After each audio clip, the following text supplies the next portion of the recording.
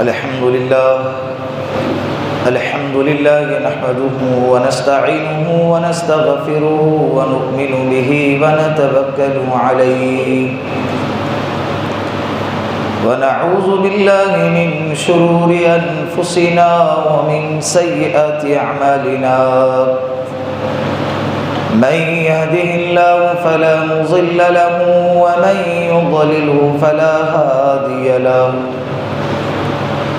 ونشهد أن لا إله إلا الله وحده لا شريك له ونشهد أن سيدنا وسندنا وحبيبنا ومولانا محمدا عبده ورسوله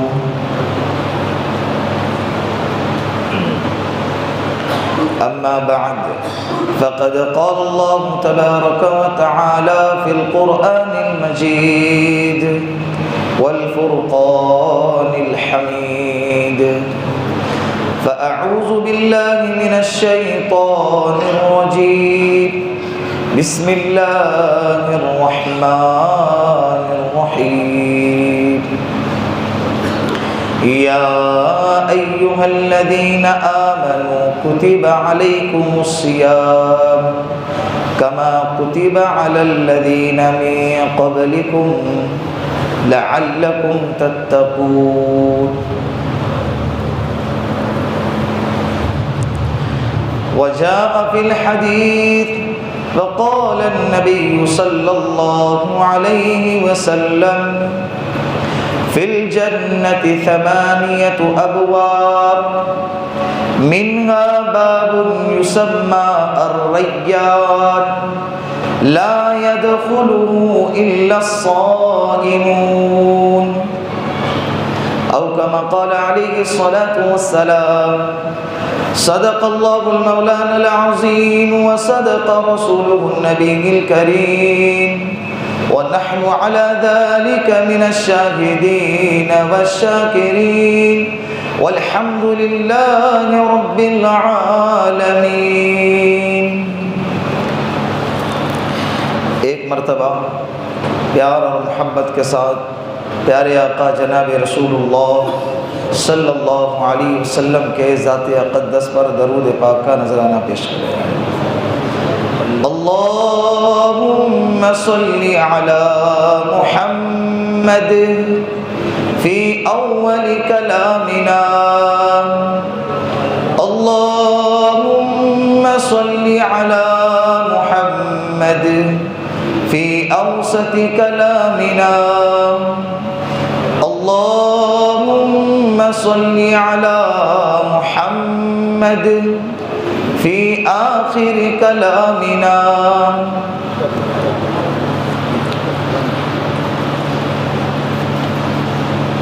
شعبان المعظم کا آخری جمعہ چل رہا ہے۔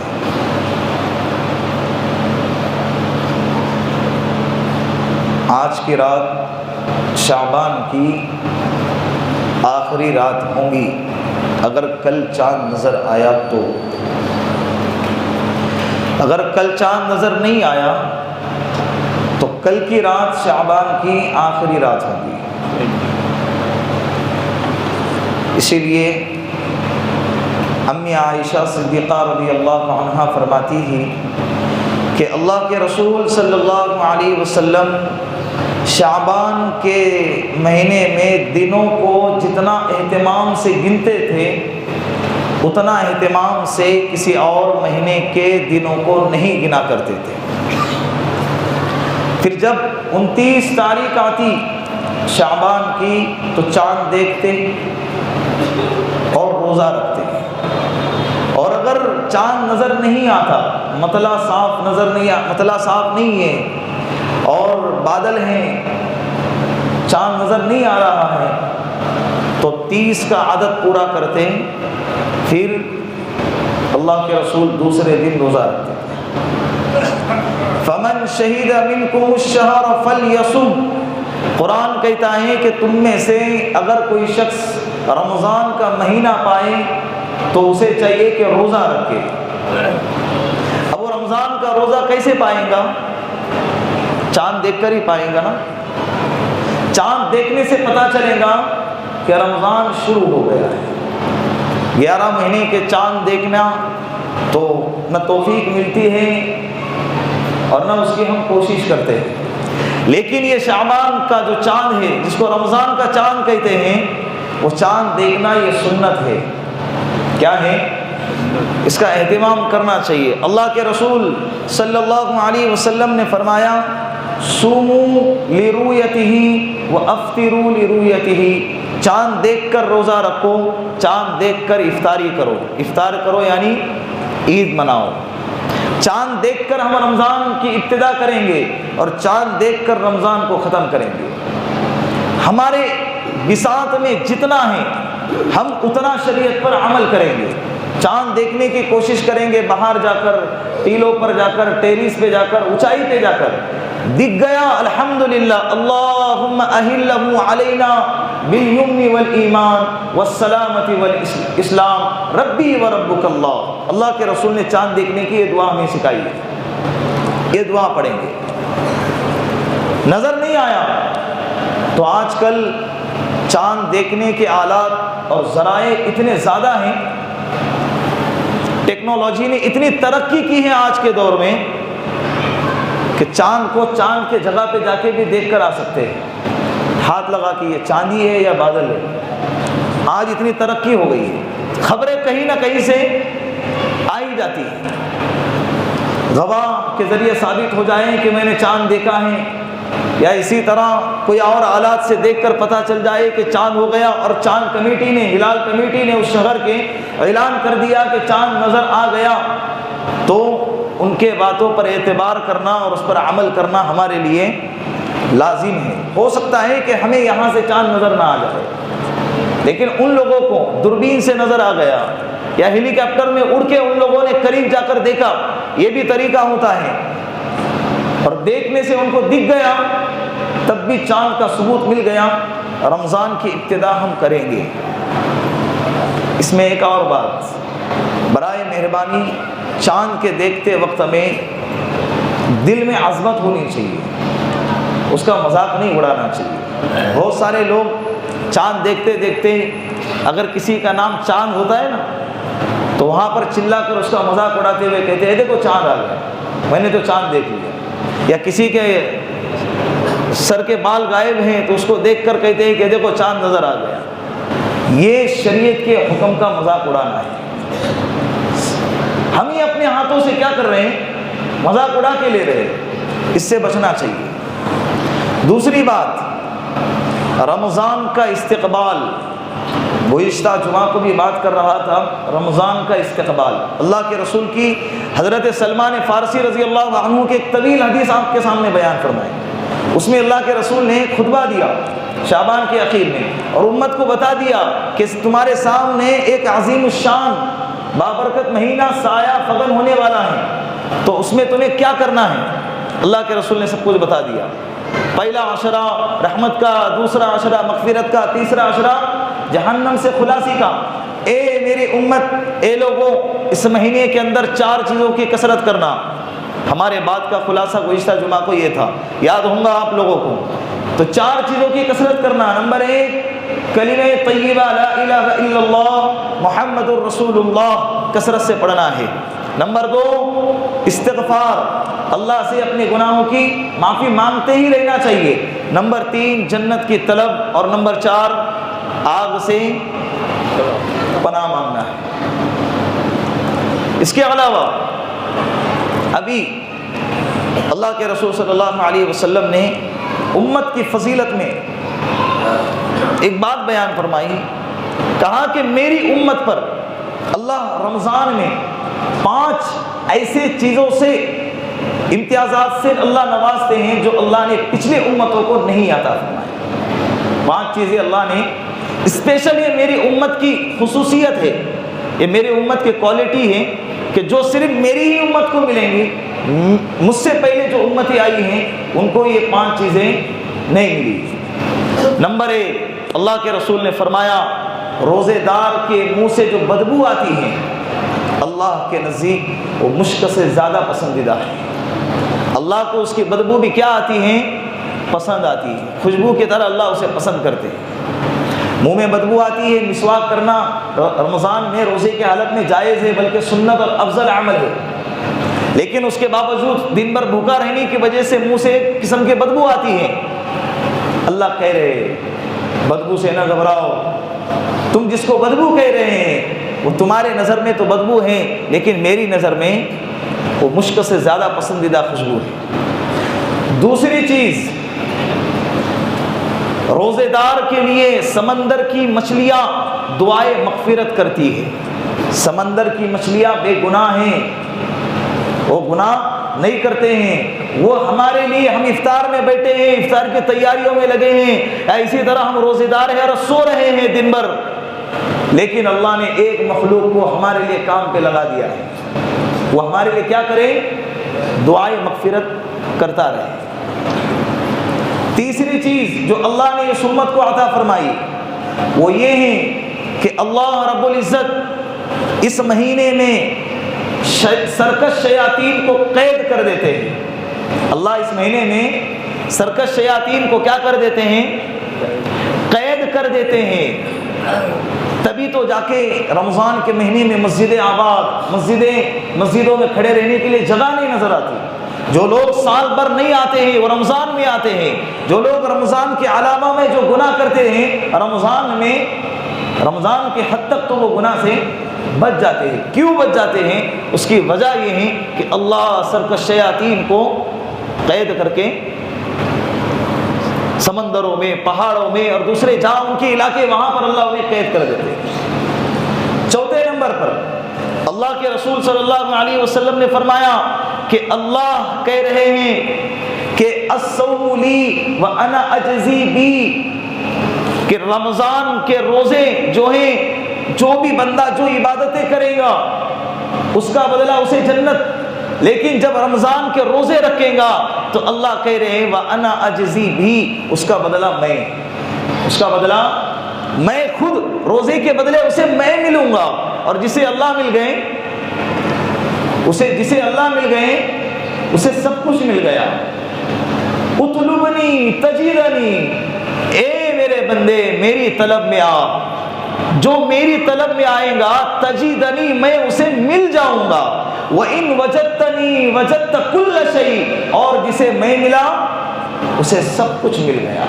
وَإِن فُتَّنِي فَاتَكَ كُلَّ شَيْءٍ، اور جس نے مجھے کھو دیا اس نے سب کچھ کھو دیا۔ یہ اللہ کو پانے کی طلب ہے، اللہ کو پانے کی دوڑ ہے۔ نمبر 5، اللہ کے رسول نے فرمایا کہ اس مہینے کے اخیر میں ایک رات آتی ہے جس رات میں اللہ روزے دار کے پچھلے سارے گناہوں کو معاف کر دیتے ہیں اور اللہ اس کی مغفرت کر دیتے ہیں۔ ایک صحابی کھڑے ہو گئے، فرمایا یا رسول اللہ کیا وہ رات شب قدر ہے؟ شب قدر میں اللہ روزے دار کی مغفرت کر دیں گے؟ تو اللہ کے رسول نے فرمایا کہ بنیادی طور پر اصول یہ ہیں کہ کام مکمل ہونے کے بعد مزدور کو اس کی پوری مزدوری دی جاتی ہے، تو یہ رات لیلۃ الجائزہ کی رات ہوں گی۔ رمضان جب ختم ہوتا ہے اور اس رات میں ہم شاپنگ پہ نکلتے ہیں اور بازاروں میں محلوں کے اندر اور وقت کو ضائع کرنے میں لگا دیتے ہیں، اللہ کے رسول نے فرمایا کہ وہ رات مغفرت کی رات ہے، وہ رات اپنے گناہوں کو معاف کروانے کی رات ہے۔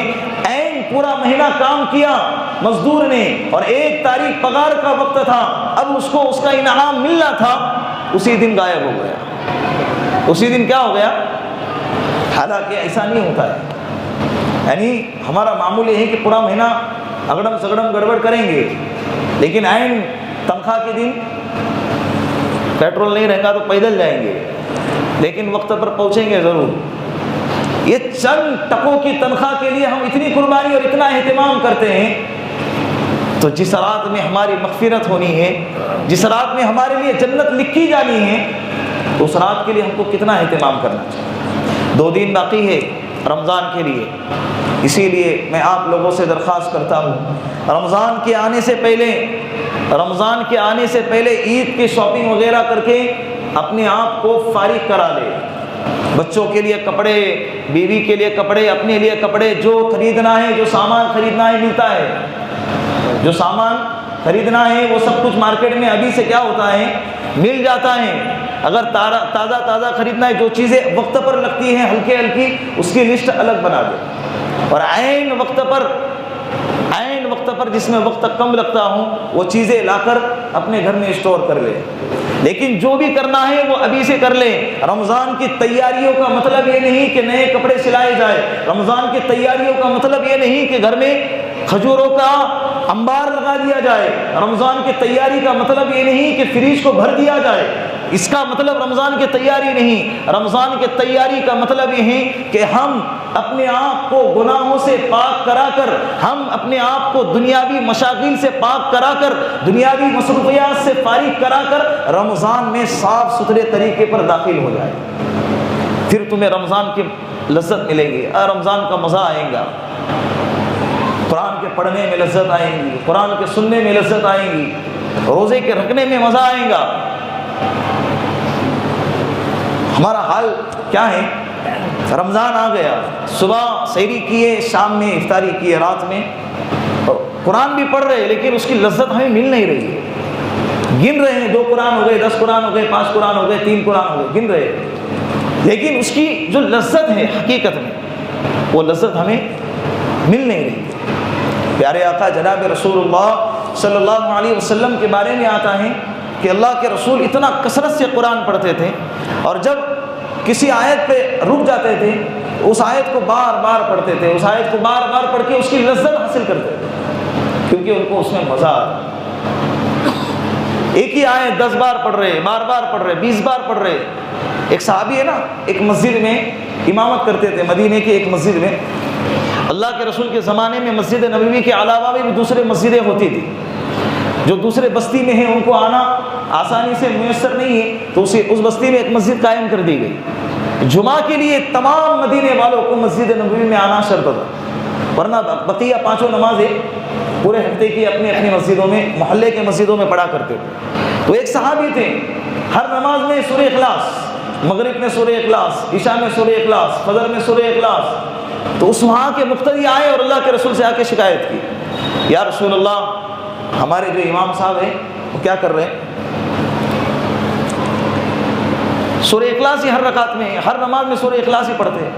اللہ کے رسول نے ان کو بلایا، فرمایا کیا مسئلہ ہے؟ کہا یا رسول اللہ، مجھے سورہ اخلاص سے بہت محبت ہے، اس کی محبت اتنی ہے نا، اس لیے میں اس کو بار بار پڑھتا ہوں۔ اللہ کے رسول نے صحابہ سے فرمایا کہ اس کی سورہ اخلاص سے محبت کرنا اسے کل قیامت کے دن جنت کے اعلیٰ مقام تک لے جائے گا۔ ایسی لذت ہمیں، آپ لوگوں کو سورہ اخلاص، سورہ کوثر، سورہ عصر اتنا تو یاد ہوگا نا، اسے بار بار پڑھو، بار بار پڑھو، نفل نماز کے اندر جتنے چاہیں اتنی مرتبہ پڑھو، آپ اس کی لذت محسوس کرو۔ اور یہ لذت کب محسوس ہوگی پتہ ہے؟ جب یہ دل گندگی سے پاک ہوگا۔ جس دن یہ دل گندگی سے پاک ہوگا، اللہ کی قسم اس دن آپ کو عبادت کی لذت آنا محسوس ہو جائے گا۔ پھر آپ کو نماز پڑھنا اچھا لگے گا، موبائل میں گیم کھیلنے سے، موبائل میں دیکھنے سے، موبائل کے اندر گھنٹوں لگانے سے آپ کو قرآن کا پڑھنا اچھا لگے گا، قرآن کا سننا اچھا لگے گا گانے کو سننے کے مقابلے۔ اس کے لیے آپ کو کیا کرنا پڑے گا؟ اس دل کو گندگی سے پاک کرنا پڑے گا۔ اللہ کے رسول صلی اللہ علیہ وسلم بیٹھے ہوئے، صحابہ کا مجمع ہے، اللہ کے رسول نے فرمایا آپ لوگوں کو جنتی شخص دیکھنا ہے؟ صحابہ نے کہا یا رسول اللہ ضرور، دیکھو وہ دروازے سے ابھی آئے گا۔ ایک صحابی آئے، ہاتھ میں چپل لیے، چہرے سے وضو کا پانی ٹپک رہا ہے، اور آ کر مجلس میں بیٹھ گئے۔ مجلس ختم ہو گئی، پھر دوسرا دن آیا، دوسرا دن بھی اللہ کے رسول نے فرمایا آپ لوگوں کو جنتی شخص کی زیارت کرنا ہے؟ صحابہ نے عرض کیا یا رسول اللہ ضرور، ہمیں کرنا ہے۔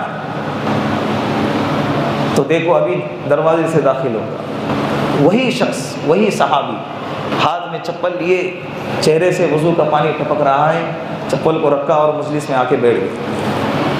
تیسرا دن آیا، پھر وہی کیفیت، مجلس بیٹھی ہے، اللہ کے رسول نے فرمایا آپ لوگوں کو جنتی شخص کا دیدار کرنا ہے۔ صحابہ نے عرض کی یا رسول اللہ ضرور کرنا ہے۔ جب دیکھے کہا کہ دیکھو ابھی آئیں گا دروازے سے، دیکھے تو وہی شخص چہرے سے وضو کا پانی ٹپک رہا ہے اور ہاتھ میں چپل لیے رکھا اور مجلس میں آ کے بیٹھ۔ اس مجلس میں ایک صحابی تھے جن کا نام روایتوں میں لکھا ہے حضرت عبداللہ ابن عمرو ابن عاص۔ حضرت عبداللہ ابن عمرو ابن عاص۔ وہ کہنے لگے کیا ماجرا ہے، 3 دن وہی شخص دنیا میں رہتے ہوئے جنت کی بشارت، کیا عمل کرتے ہوں گے ایسا، میں دیکھوں گا۔ یہ جو کہہ رہے ہیں نا حضرت عبداللہ ابن عمرو ابن عاص صحابی، یہ تمام صحابہ میں سابقین والاولین والآخرین، تمام صحابہ میں سب سے زیادہ عبادت کرنے والے صحابی تھے۔ سب سے زیادہ عبادت کرنے والے کا مطلب رات بھر نفلیں پڑھتے تھے، پوری رات عشاء سے لے کے فجر تک، پورا دن روزہ رکھتے تھے، پورا دن، پوری زندگی ان کا یہ معمول تھا، رات بھر نفلیں، پورا دن روزہ، اور روزانہ ایک قرآن کریم ختم کرتے تھے، روزانہ ایک قرآن کریم ختم کرتے تھے۔ جس دن ان کا نکاح ہو گیا نا، جس دن حضرت عبداللہ ابن عمرو ابن عاص رضی اللہ عنہ کا نکاح ہو گیا، اس دن بیوی سے ملنے کے لیے جب کمرے میں گئے، اجازت مانگی 2 رکعت پڑھ لو، مصلی بچھائے اور اللہ اکبر کی نیت باندھی۔ جو لذت ملی ہے، نماز طویل ہوتی گئی، بیوی انتظار کر رہی ہے۔ خیر القرون کا زمانہ تھا، بیوی نے بھی مصلی بچھایا اور وہ بھی نماز پڑھنے لگ گئی۔ ہمارے زمانے میں 2 رکعت وہ بھی پوچھتے ہیں صلاۃ الشکرانہ کیسی طریقے سے پڑھنا ہے اور اس کے بعد کیا طریقہ ہے، کیا دعا مانگنا ہے۔ فجر گئی، صلاۃ الشکرانہ پڑھنا ہے اس دن کے فجر غائب، لیکن اس کو کیا پڑھنا ہے، اس کو صلاۃ الشکرانہ پڑھنا ہے، نکاح ہو گیا اس کا۔ اللہ ہماری حفاظت فرمائے۔ تو پوری رات کس میں گزاری، نماز۔ صبح ہو گئی، اب بیوی باہر نکلی تو حضرت عبداللہ کے جو والد ہیں حضرت عمرو ابن عاص، انہوں نے پوچھا بیٹی ہم سفر کیسا ملا؟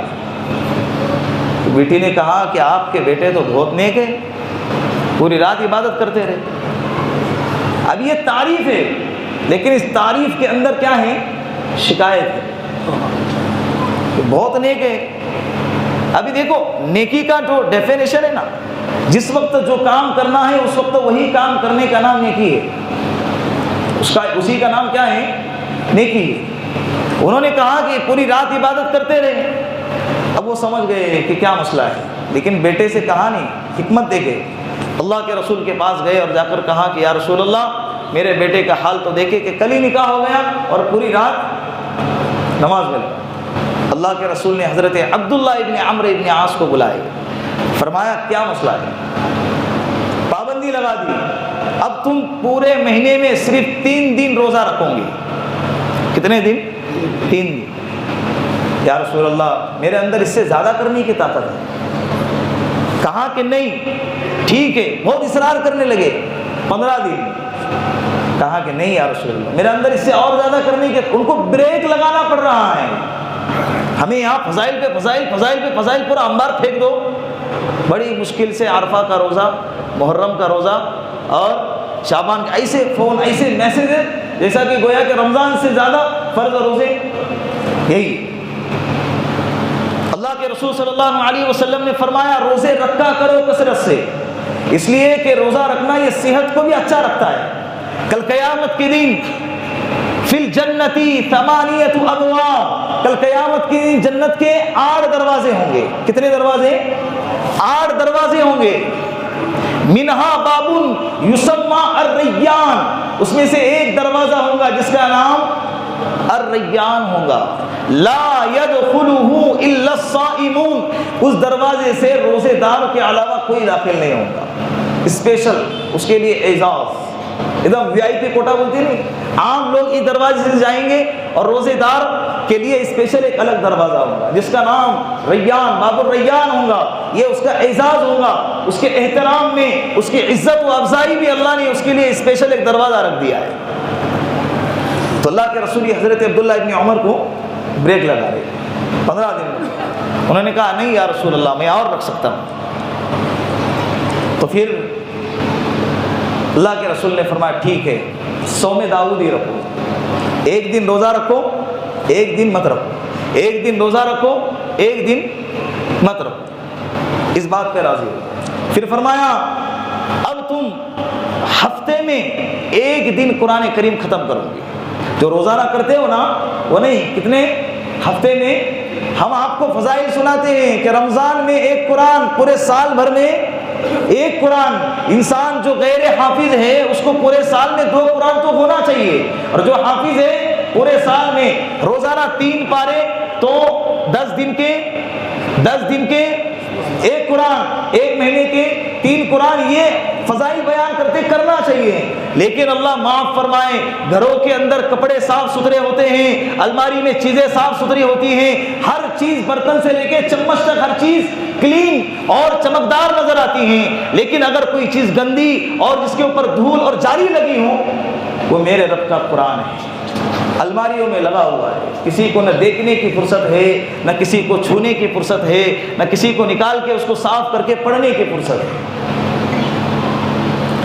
حال یہی ہے. آج تو موبائلوں کے اندر قرآن آ گیا ہے. جائز ہیں لیکن جو نورانیت اس کتاب کے پکڑ کر پڑھنے میں جو آتی ہے نا، وہ مزہ موبائل میں نہیں آتا ہے.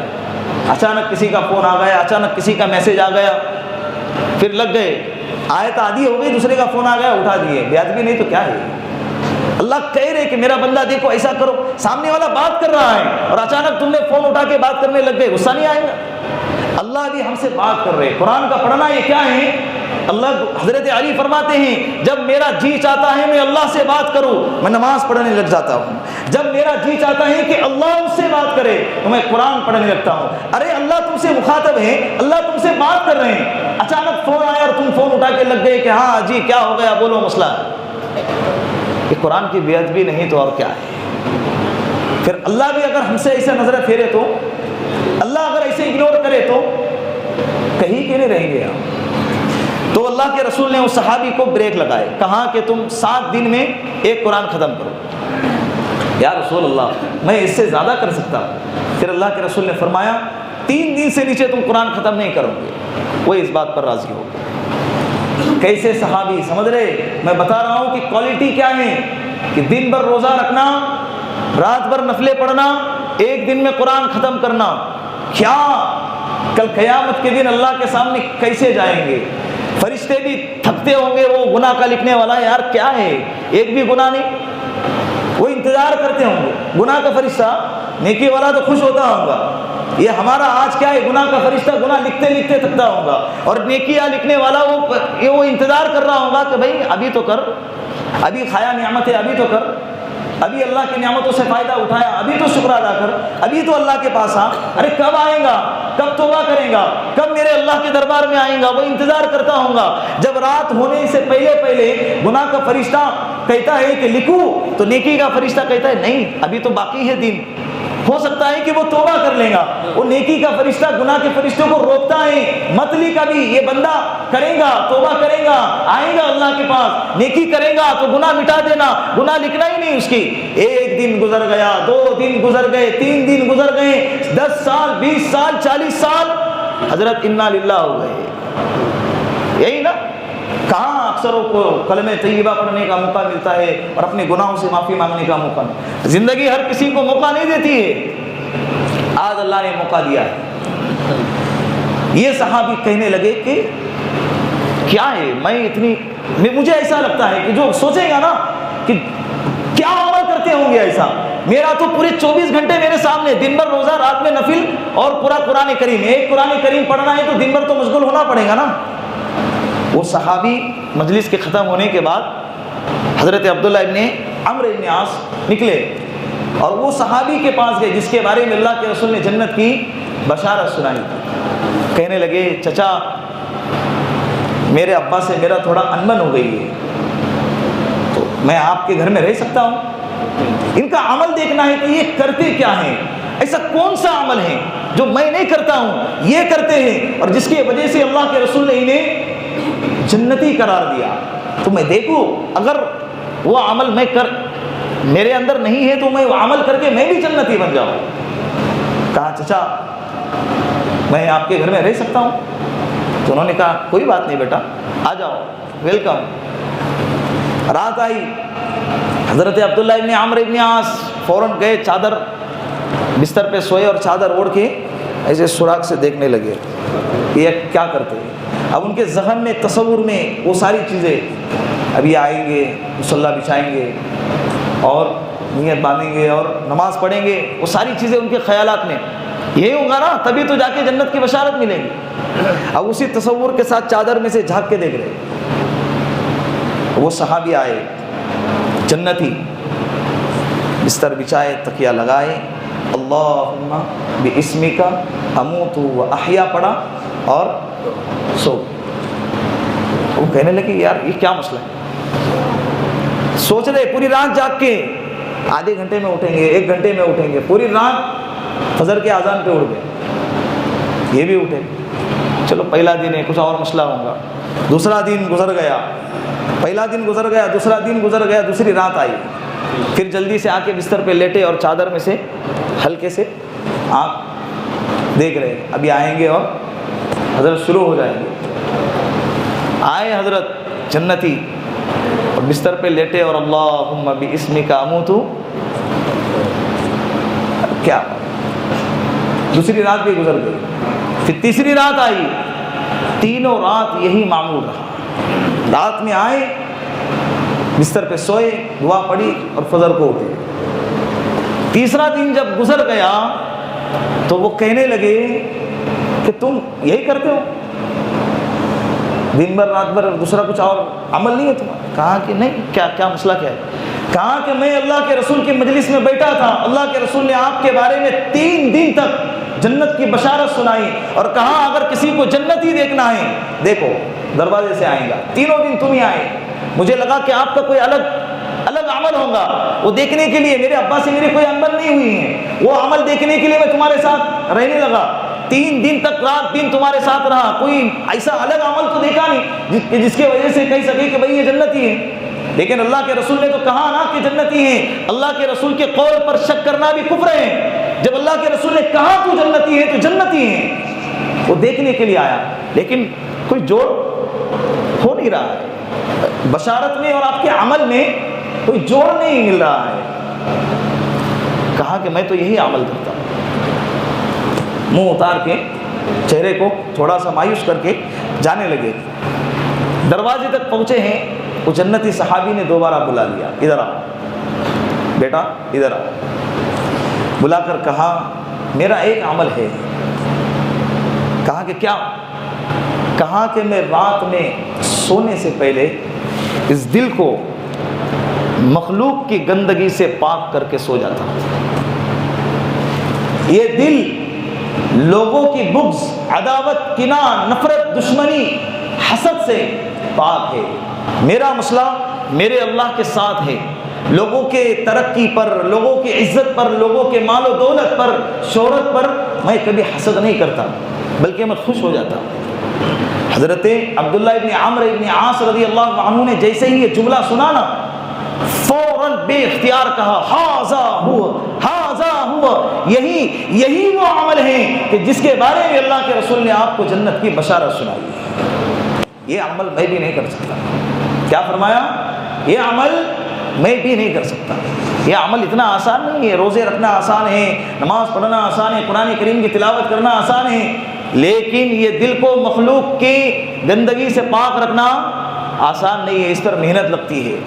رمضان کے مہینے میں یہ ٹاپک اس لیے چھڑا میں نے کہ اکثر و بیشتر دیکھنے میں آتا ہے اللہ معاف فرمائے، اللہ مجھے بھی معاف فرمائے، روزہ ہے کیا کریں گے، کام ہو رہا نہیں ہے، آ گئے محفلیں سجا کے بیٹھ گئے اور یہ ایسا کرتا وہ ویسا کرتا اور یہ اتنا کماتا، اس کے حرام کی کمائی اس کے حلال کی کمائی، وہ داڑھی کاٹتا اور وہ پکچر بناتا اور یہ اس میں یہ کرتا۔ ارے لنا اعمالنا ولکم اعمالکم، میرے اعمال میرے ساتھ، تیرے اعمال تیرے ساتھ، فلا تزر تزر وازرۃ وزر اخری، اللہ کل قیامت کے دن کسی کا بوجھ دوسرے کے کندھوں پر نہیں ڈالے گا، جو وہ اپنا بوجھ اٹھا کر کل قیامت کے دن سامنے جائے گا۔ ہم بیٹھے صبح سے شام تک بھوکے ہیں، اللہ کے رسول نے فرمایا جو شخص کسی انسان کا گوشت کھاتا ہے، ایسے انسان کے لیے بھوکا رہنا اس کو بھوکا رہنے کے علاوہ کچھ فائدہ نہیں دے گا۔